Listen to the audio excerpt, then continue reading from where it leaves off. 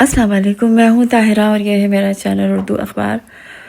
मैं आज घर पर थी, ज़ाहिर है आज संडे था, छुट्टी थी, बाहर निकलने वाला मौसम नहीं है। घर में रहकर आप सिवाय चाय पीने के या कोई छोटा मोटा काम और घर का निकल आता है। जैसे मैंने ये आलू पालक बनाया है आज। मेरे पास पड़ा हुआ था पालक, मैं लेकर आई थी, फिर मुझे कुछ समझ नहीं आ रही थी, दिल चाह भी रहा था नहीं भी चाह रहा था, लेकिन फिर मैंने बना लिया। अब मैं बनाने लगी हूँ, ये मेरी एक रेमेडी है। ये आप अगर इस्तेमाल करेंगे तो आपको अगर इवन अस्थमा का भी प्रॉब्लम है तो वो भी आपको उसमें रिलीफ मिलेगा। मैं ये तो नहीं कहती कि मुकम्मल तौर पर ठीक हो जाता है, लेकिन इससे बहुत फ़र्क पड़ता है।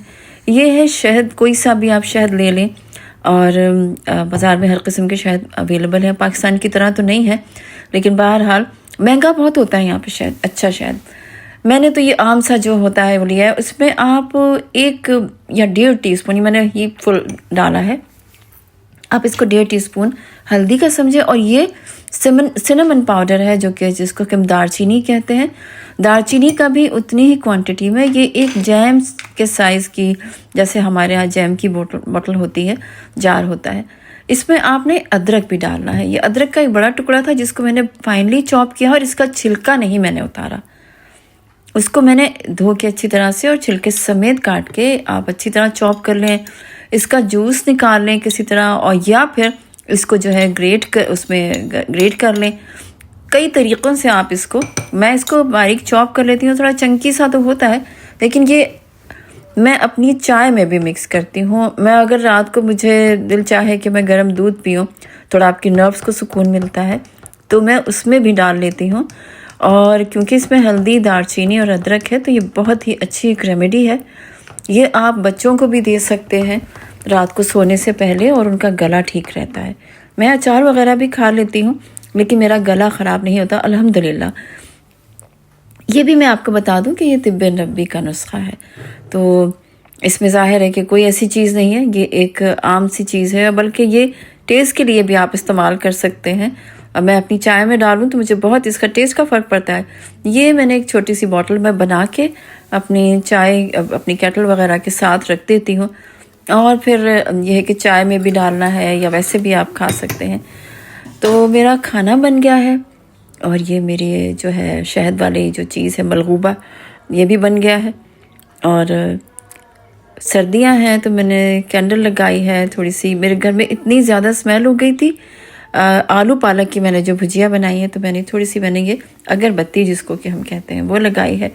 और गाने बहुत अच्छे मैंने लगाए हुए हैं, ये सुनिए आप।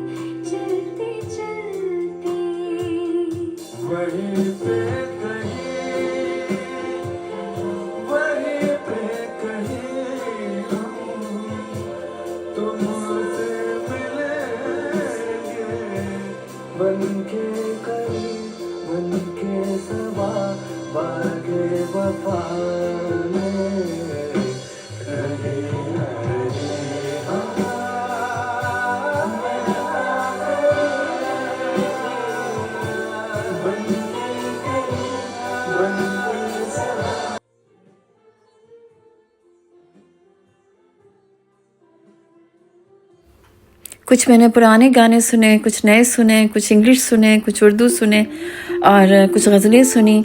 आज का दिन मेरा ऐसा ही गुजर गया, और बड़ा अच्छा सा दिन था, लेकिन ये दिन बहुत उदास होते हैं, और ख़िज़ा का मौसम है, और दिल पे अजीब सा बोझ होता है। आपका दिल भी नहीं चाहता, आप हिम्मत भी नहीं कर पाते कि आप इतने उदास गाने सुने, लेकिन इसके अलावा दिल भी कुछ नहीं चाहता।